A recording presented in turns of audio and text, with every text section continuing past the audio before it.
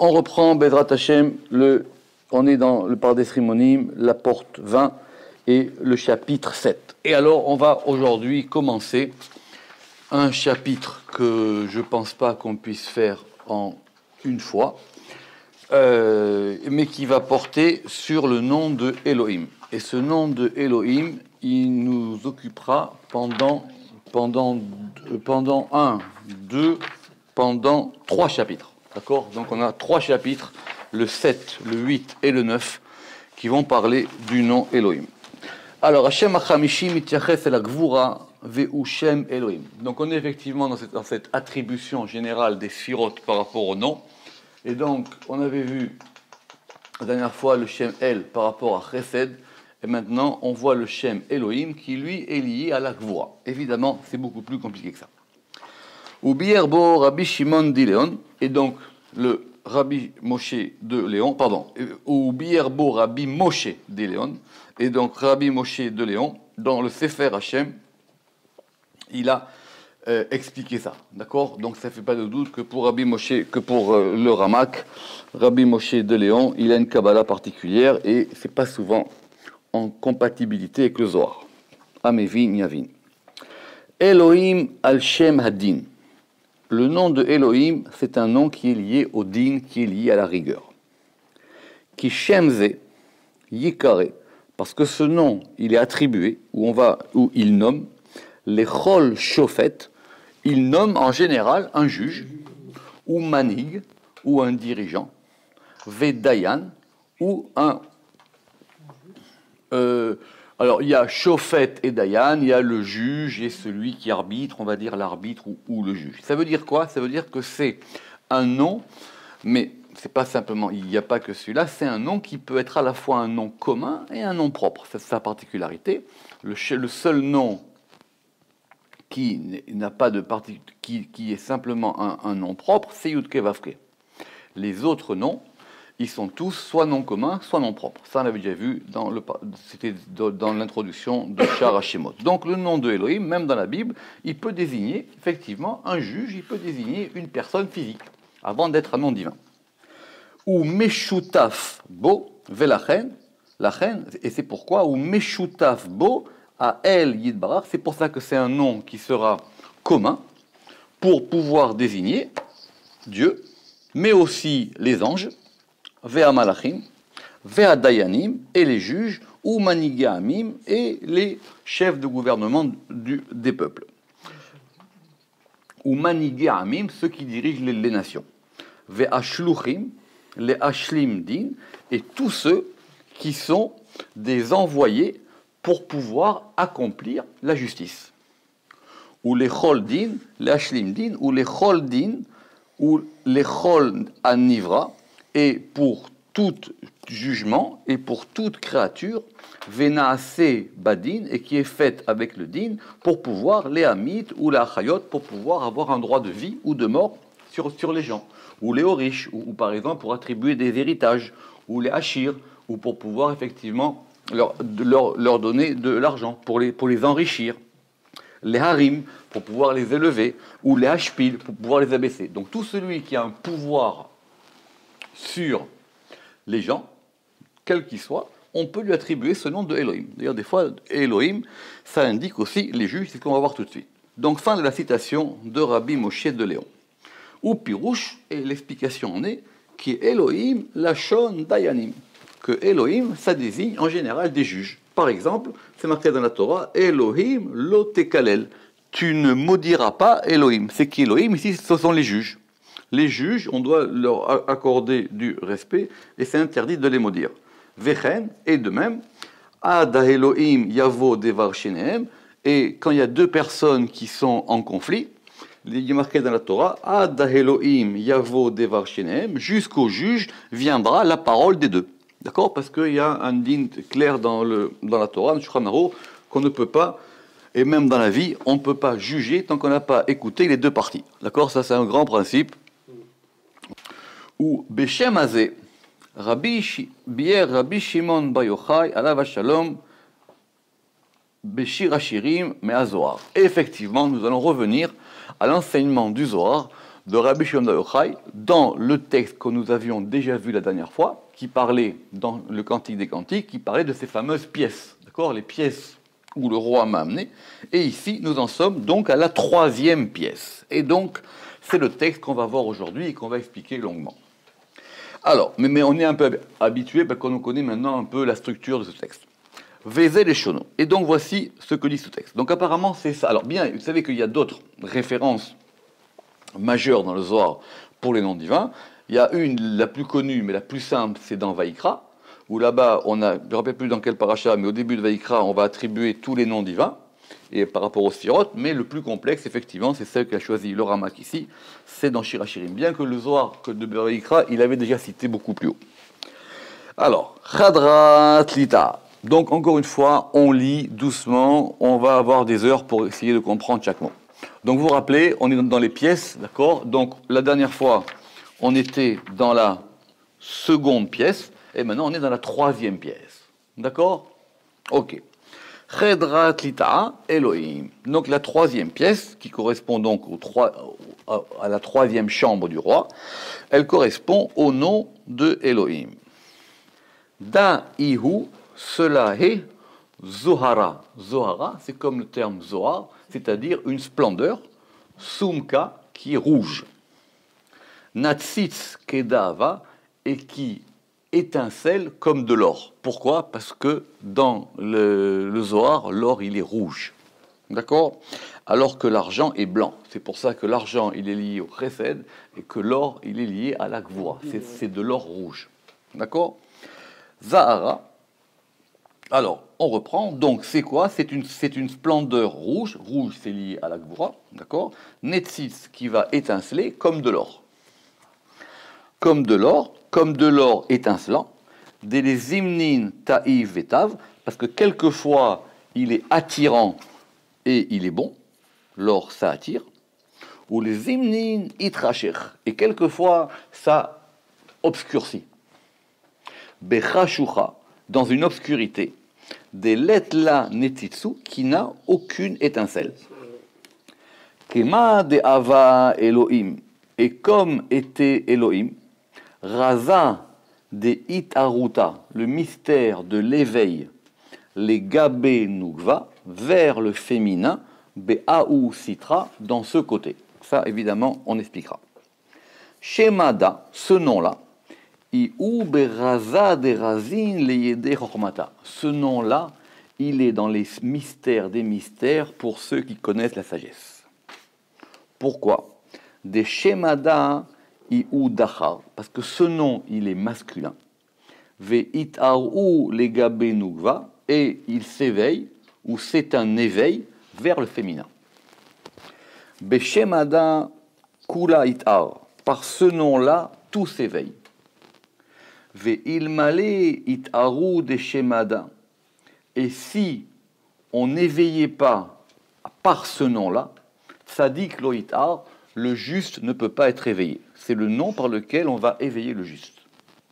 Ve'afalga de kulayu dina. Et bien que des kulayu, qu'il soit totalement rigueur, ce nom, ve'tzadik misitra de iminayu, et que le juste, il soit du côté droit. D'accord, on va voir le pshat du texte. Donc on a compris, c'est un nom qui est lié à la gvura c'est lié au rouge, le rouge c'est lié à l'or, la gvura, des fois c'est bien, des fois c'est pas bien. Des fois il faut être capable de s'énerver, des fois il faut être capable de ne pas s'énerver. Donc c'est pour ça qu'il y a les deux aspects dans la gvura, là on est quelque chose. Et effectivement, et ce nom-là, c'est un nom très mystérieux pour ceux qui connaissent la Horma, et le Zohar nous dit que ce nom-là, il va éveiller la notion du tzaddik, la notion du juste qui est liée à Yesod. Tout de suite, le Zohar, il objecte, c'est combien de voir, et il dit Ve'afalgav de kula yudina, et bien qu'il soit totalement digne, on est d'accord, et que le juste, il soit du côté droit, donc a priori, c'est contradictoire, aval, it aoudile, lav iou et la misitra desmola, simplement l'éveil de lui, du juste, Lav iou, il n'est que du côté gauche. C'est-à-dire que la notion de tzaddik, de yesod, effectivement, est du côté droit, bien qu'en général, on la met du côté central, mais ce qui l'éveille, c'est le côté gauche. Parce que pour devenir un juste, il faut beaucoup travailler. D'accord? Et même, on avait vu dans Shah Amidatan, des sphirotes, que si on mettait Yesod sur l'axe central, c'était l'axe central décalé à gauche, alors que Chesed, c'était l'axe central décalé à droite. D'accord? Donc si vous mettez les sphirotes par rapport au schéma classique, eh ben, et qu'effectivement on a une ligne médiane avec Keter, Tiferet et Yesod, Keter il est vraiment centre-centre, Tiferet il est centre décalé à droite, parce qu'il penche, comme dit, il est noté, il penche du côté à droite, il penche du côté de Chesed, et que Yesod il penche du côté gauche. D'accord? C'est clair ça? Et de toutes les manières, c'est marque d'après le Pshat. Si quelqu'un veut devenir un juste, même qu'après c'est quelqu'un de très généreux, c'est qu'il a dû faire beaucoup d'efforts dans sa vie. D'accord? Donc c'est normal que ce soit lié à la Gvura. Adam, Shava Kaou Sitra. Alors l'homme, il délaisse ce côté. Ve'itar, et il s'éveille. Be'aou Tufsara de Da'ava, dans ce Tufsara de Da'ava. Donc, et il s'élève dans ce Tufsara de Da'ava. Ma denafak, ce qui est sorti, mi lichlucha, de la saleté, des itucha dile, de son itour. Parce qu'effectivement, c'est toujours la même image, on a un creuset, parce qu'effectivement, ça c'est clair, on a un creuset, dans le creuset on fait fondre le métal, c'est le truc de base, et effectivement, ce qu'on appelle les scories vont à l'extérieur et on garde à l'intérieur du creuset le métal pur. D'accord? C'est le principe de base. Ça, c'est connu. Elohim, alors attention. Elohim, on va commencer à le décomposer. On a d'abord un Aleph. Aleph, il est Dacha, Aleph, il est masculin. Ça, c'est clair. Et il nous reste Lamed, He, Yud, Mem. D'accord?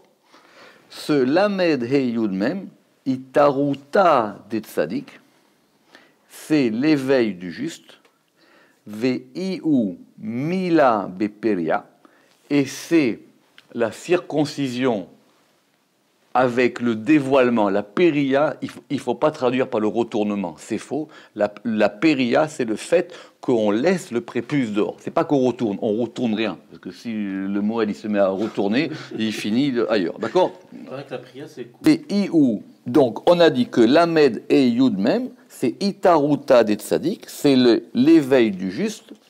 Veiou, et ça c'est la Mila Beperia, la Mila avec le découvrement. Belo star orla chlal, sans aucun côté de orla. C'est quoi la orla? C'est justement, c'est ce qui recouvre. Donc il y a la mila, on a coupé, para, on a dévoilé, et du coup, il ne reste plus de place pour la orla. Vedaïu kadidkar shemada letav. Mais ça, c'est quand on mentionne ce nom pour le bon. Donc encore une fois, comme c'est la Gvura, il y a un côté bon et un côté moins bon. Alors il dit tout ça, c'est ce rapport au tzaddik, c'est quand on va rappeler ce nom pour le bon. Comme par exemple, Vayiskor Elohim et Berito. D'accord, il y a marqué que Elohim s'est souvenu de son alliance. Et là-bas, c'est le nom Elohim qui est indiqué. Et donc là-bas, ça veut dire quoi? Ça veut dire quoi qu'il s'est souvenu de son alliance? Ça veut dire qu'il va sauver les enfants d'Israël et il va les faire sortir d'Égypte et c'est lié à Elohim. Donc c'est la Gvura qui va permettre qu'on sorte d'Égypte. Des Itar Brit, parce que ça éveille l'alliance, d'accord? Ça éveille l'alliance, Berazada, et par exemple, dans ce mystère-là, Vea Elohim Pakod Yifkod, d'accord? Et Elohim, il va se souvenir où il te délivrera, Besitra Achara, mais dans l'autre côté, parce que ce nom, il peut être des deux côtés, mais dans le côté autre, Oraita Asidat, la Torah, elle témoigne, Aldinoy, la Torah, elle témoigne sur ses rigueurs, des amitaman, parce que de là-bas, orla nafkat, parce que de là-bas, la orla, c'est ce qui est en plus, c'est ce qu'il faut enlever, d'accord. Le prépuce, c'est de là-bas que ça sort. Donc c'est de ce côté-là que c'est bien, et de ce côté-là que ça sort. Les imnin shemada nugva, et quelquefois ce nom il est féminin. Yartale, et elle en hérite. Donc c'est le côté féminin qui va hériter de ce nom.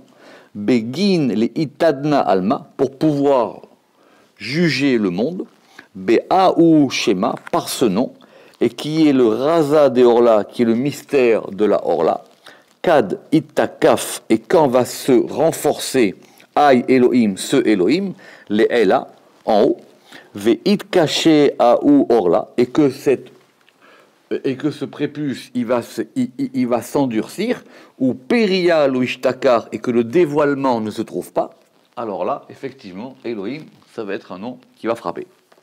Ve'alda les tav.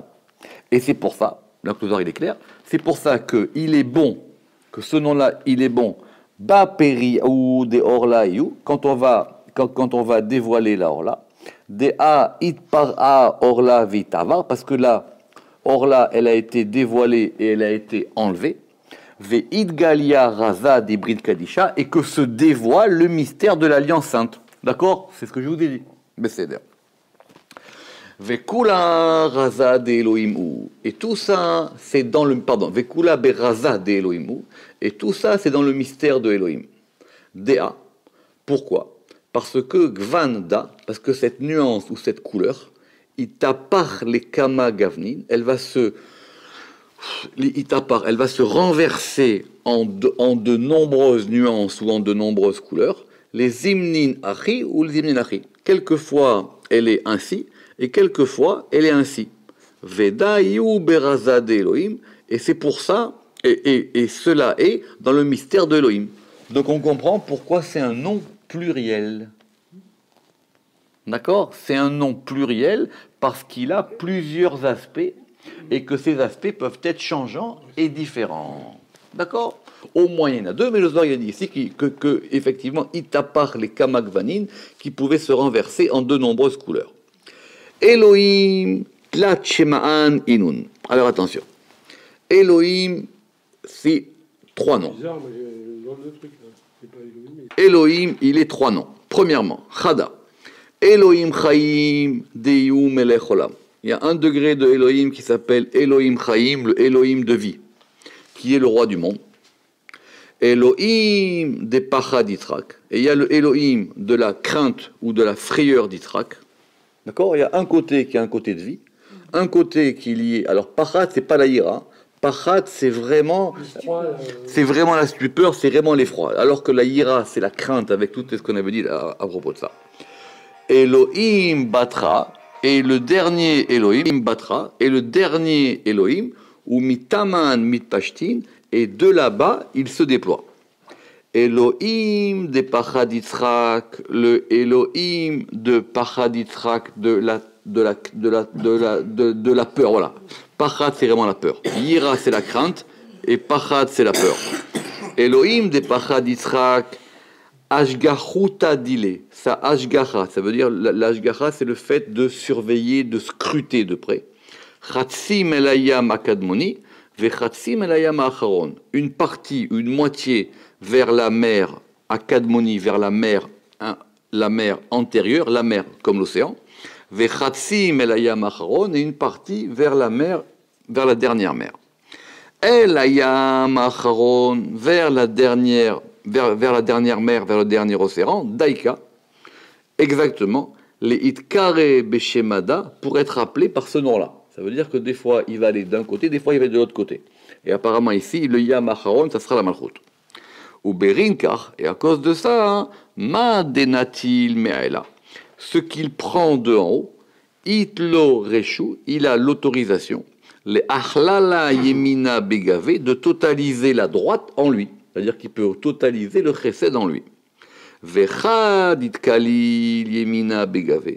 Et quand il va totaliser la droite en lui, kedin iyu bechedva, alors il est lié à la joie. Alors c'est un nom de joie. Veachid bego yama tata, et il est uni dans le sein de la mer, de la dernière mer, tachut recha, en dessous de la tête, comme il est écrit, Semolo tachat leroshi. Comme c'est marqué dans Shirachirim, parce qu'il y a plusieurs types d'étreintes, et il y a une étreinte où c'est la main gauche qui est sous la tête. D'accord? Veyemino techabekeni, parce qu'il y a parce qu'effectivement, il y a deux côtés, il y a le droit et la gauche, et quand on dit, quand c'est une étreinte, et donc un yichoud qui se fait par la gauche, ça veut dire que ça commence par la gauche, ça commence par la gvura, mais c'est lié à la joie. C'est pour ça qu'il est marqué Semolo, et sa droite à lui, Tachat, elle est en dessous, les rochis de ma tête. Ou Chedin, Itkare Elohim, et donc, et alors il s'appelle Elohim, Dea Azil Elayam Acharon, parce qu'il va vers la dernière mer, Veda Iu Chedrat Litai, et ça c'est la troisième pièce, Meaou Melech Ila, de ce roi supérieur. Fin de la citation du Zohar de Shirachirim. Ok? Alors, si c'est clair à peu près le mouvement de ce texte, maintenant évidemment, on va le reprendre mot par mot. Ou pirouche. Va pirchanu besharagvanim beperek gimel. Alors, il dit, on a déjà vu dans cette fameuse porte qui est très complexe, qui s'appelle la porte des couleurs. Et dans le troisième chapitre, là-bas, on va parler de la Gvura. Et la Gvura aime gimel gvanim. Et la Gvura, elle peut avoir trois couleurs. C'est là-bas qu'on voit les nuances de l'or. Alors, la Gvura, elle peut être soit rouge, au Kezav, ou elle peut être comme l'or. Alors, est-ce que c'est un or blanc? Est-ce que c'est un or rouge? Il faut voir là-bas les nuances d'or. D'accord? Mais là-bas, on a dit que la Gvura, elle peut avoir trois couleurs, ou alors elle est comme l'or, chez ou Yoter Tov Me'adam, qui est mieux que l'or, mieux que le rouge, comme c'est expliqué là-bas. Pourquoi? Parce que même si l'or, il est rouge, c'est un rouge oré, c'est un rouge... oui, c'est ça, il va être cuivré. Donc il est moins fort que le rouge vif. En fin de compte, il est moins fort que le rouge sang. D'accord? Donc il y a plusieurs nuances. Si on veut attribuer, là-bas c'est tout l'objet de cette porte-là, si on veut attribuer les couleurs aux sphirotes, et il y a une nuance où effectivement la Gvura, elle va être liée à l'or, et dans l'or, elle va avoir un rouge particulier. D'accord? Parce que même l'or rouge, il n'est pas vraiment rouge. L'or rouge, il est cuivré. Des reflets, ouais. Très bien. Ve'adin ou yafé. Et ce din-là, alors il est beau. Et il ressemble que yain amesameach, au vin qui réjouit, et non au vin qui enivre. Que yain amesameach velo ameshaker. Parce qu'il y a deux types de vin. Parce que le vin aussi, il est lié à la Gvura. Le vin aussi, il est rouge. D'accord? Et c'est pour ça qu'il y a le vin qui enivre et il y a le vin qui réjouit. D'accord? Donc c'est comme le din, c'est comme la Gvura. Il y a la Gvura qui réjouit et il y a la Gvura qui enivre. Et effectivement, il y a le rouge du sang et il y a le rouge or.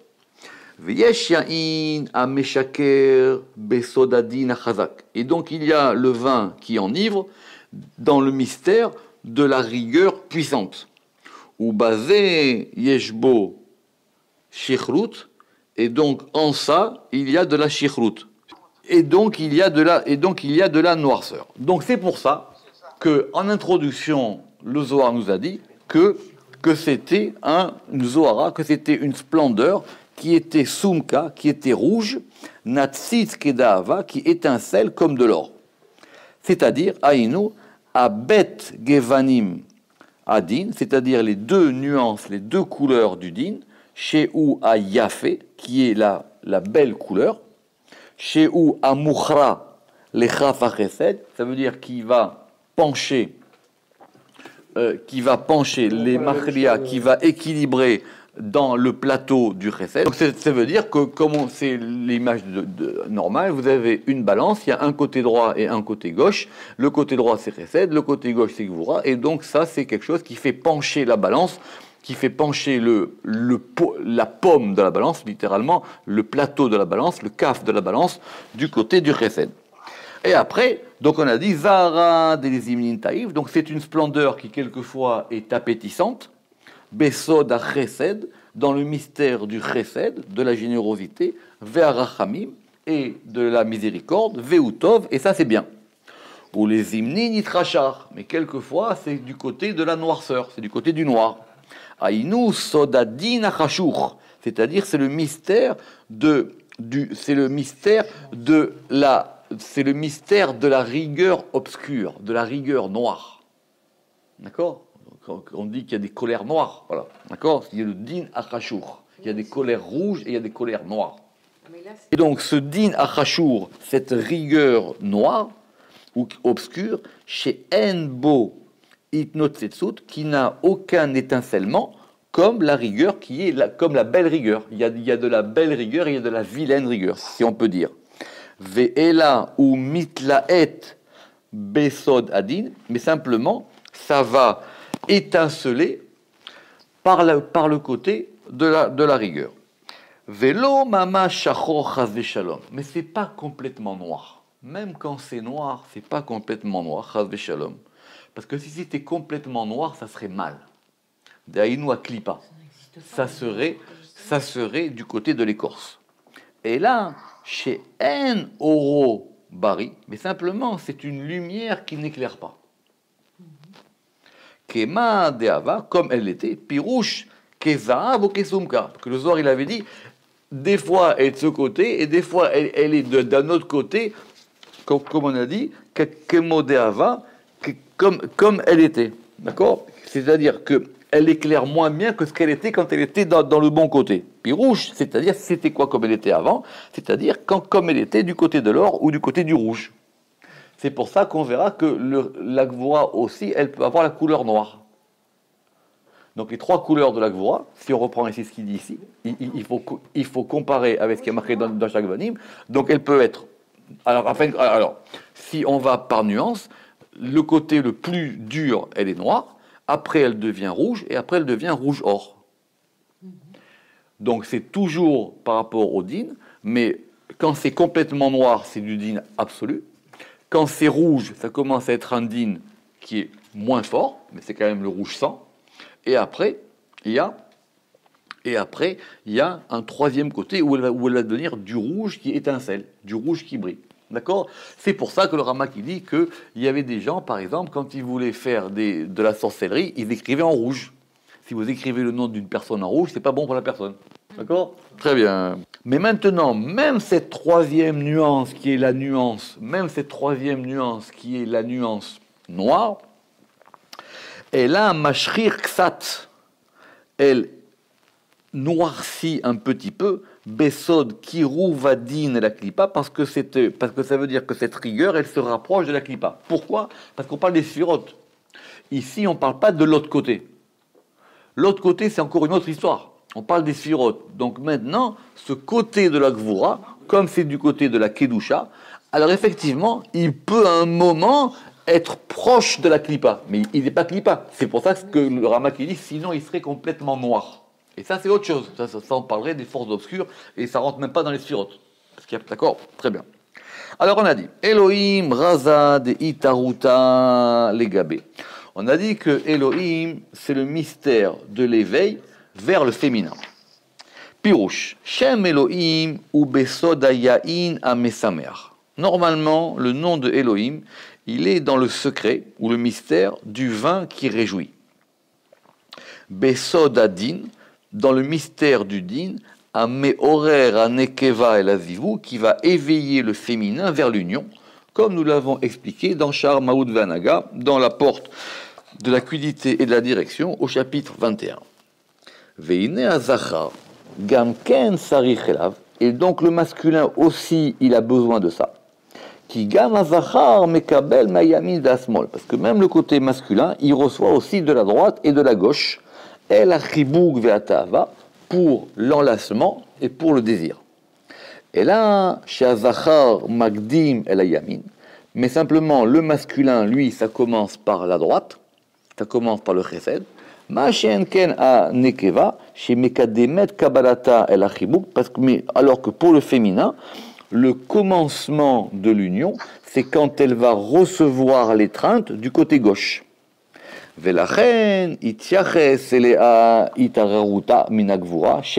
c'est pour ça qu'on lui a attribué l'éveil de la Gvura, le nom de Elohim. Et c'est pour ça que le Zohar il a dit l'éveil vers le féminin de ce côté-là. C'est-à-dire par rapport à ce nom-là. D'accord? Donc c'est un nom de rigueur, mais c'est un nom aussi qui peut attribuer par rapport à l'union. Mais il y a des unions qui commencent par la droite et des unions qui commencent par la gauche. D'accord? C'est soit par Chesed, soit par Gvura. Shemada Raza, Shemada ou Beraza de Razin, les Yodé Chochmata. Ce nom-là, il est dans le mystère des mystères pour ceux qui connaissent la sagesse. Pourquoi? Pirouche. Im Yod ilchora mashma shen beshem hazeh inyan rachamim eladin. Bien qu'il semble, a priori, qu'il n'y ait dans ce nom pas de miséricorde, mais que de la rigueur. Im kolve yeshbo sodot noraim, mais malgré tout cela, il y a des mystères terribles dans ce nom, les Yodé Chorma, pour ceux qui connaissent la Chorma, Kemo Sheid Baer, comme cela sera expliqué. Eh oui. Shemada Iudaha, et ce nom-là, on a dit qu'il était masculin. D'accord? Shemada Iudaha, ce nom-là, il est masculin. Kedemasik, comme le Zohar va le dire plus tard. Premièrement, Vadaï Sheu Zachar, assurément qu'il est Zachar. Alors, on a deux versions. Première version, on dit, c'est sûr qu'il est masculin, Ve'Elohim, et c'est-à-dire Rotselomar, c'est-à-dire la Mila, Are Sheu Zachar, c'est pour ça qu'il est lié, puisque la circoncision c'est lié au masculin, Ve'Imeyot Sheu Zachar, et bien qu'il soit masculin, Im Kolze, ou Itorerut el Nekeva Kedepirachnu, et malgré cela, il est aussi un éveil vers le féminin, comme on l'a expliqué. Ça, c'est la version 1. Version 2, Shemada Iudachar, comme on dira plus tard, Vadaï Sheu Zachar, assurément qu'il est masculin, Ve'im Kolze, ou Itorerut el Nekeva, et malgré tout cela, c'est beaucoup plus raccourci la deuxième version, et malgré tout cela, il est un éveil vers le féminin, qui mekoach shemze, parce que par la force de ce nom, Itorerut Anekeva, il y a effectivement l'éveil du féminin. Beshemada Kulaita, et par ce nom, tout s'éveille. C'est-à-dire que par ce nom, tout s'éveille. C'est-à-dire, Pirouche, Ben Atiferet, Ben Amalchut, que ce soit et le masculin et le féminin. Pirouche, soit Tiferet, soit Malchut, comme on l'a expliqué. Ben à Yesod et même aussi Yesod. Donc par ce nom-là, tout va s'éveiller. Parce que cette Gvura, elle peut éveiller beaucoup de choses. Elle peut éveiller le masculin tout seul, elle peut éveiller le masculin vers le féminin, elle peut éveiller le féminin et aussi elle peut éveiller Yesod. C'est-à-dire entre les deux.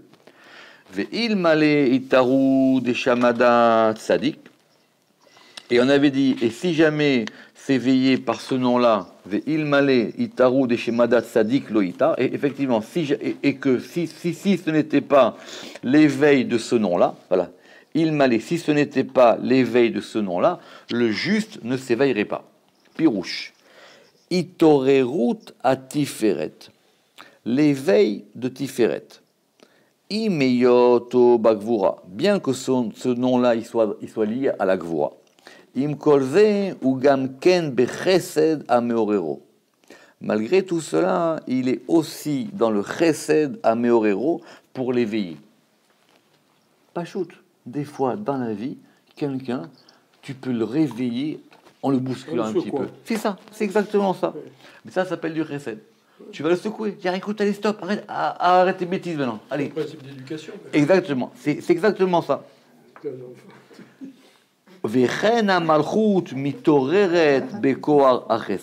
Et même la malchut, elle va s'éveiller par la force du chesed. Donc effectivement, il est aussi dans le chesed ameorer, dans le chesed qui éveille, avec les deux versions. C'est-à-dire, tiferet, ça peut s'éveiller par le chesed. Normalement, ce qui éveille tiferet, ce qui éveille l'axe central, c'est le chesed. Et de même aussi, la malchut, elle est éveillée par le chesed. Mais en ce qui concerne le juste, pas du tout. Ki im lo haya shemze, parce que s'il n'y avait pas ce nom, lo haya mitorer klal, il ne s'éveillerait jamais, qui colle itoreruto basé, parce que tout l'éveil du juste, il est lié à la gvura. Venimsa ata sheamitorerim em gimel. Donc, on va voir que ceux qui sont éveillés par ce nom-là, ils sont au nombre de 3. Premièrement, c'est-à-dire Tiferet, Malchut, Veyesod. Vehem Badraga, et de façon graduée. Premièrement, Aleph. Tiferet, c'est lui qui va être éveillé par la Gvura, par le nom de Elohim. Avalikar, Itoreruto, Meachesed. Mais le principe de l'éveil de Tiferet, c'est par Chesed. Veha Malchut. Ikar, Itoreruta, Meagvura. La Malchut, en général, le principe de son éveil, c'est par rapport à la Gvura. C'est sûr. Regardez le roi David. Ve'im kolze mitarev ima itorerut chesed, mais il faut que se mêle à cet éveil par la Gvura aussi l'éveil du chesed. Avala yesod kol itoreruto bagvura. Mais yesod, tout son éveil, il est par la Gvura. Ve'zeu sod adregotav, et c'est ça le mystère de cette graduation. C'est-à-dire que Tiferet, il s'éveille que par Chesed. Malchut, elle s'éveille par Chesed mélangé à de la Gvura. Et Yesod, il ne s'éveille que par la Gvura. C'est bien ça, d'accord? Et Yesod, il ne s'éveille que par la Gvura. Alors, et donc, vous vous rappelez que le Zohar avait posé une question, il avait dit, mais alors comment? Mais le juste, il est à droite. Comment est-ce que le juste, tu peux dire qu'on ne l'éveille que par le côté de la rigueur? Ve'afalgav de kula yudina, pirouche. Imeyot she'amar she'itoreruto bagvura. Puisqu'on vient de dire que l'éveil du tzaddik, du juste, était par la gvura. Ve'enlo itorerut mechesed, et qu'il n'a pas d'éveil par le chesed. Alors, ve'lave'iksha, c'est pour ça que le Zohar ici, il a une difficulté. Qui a draba.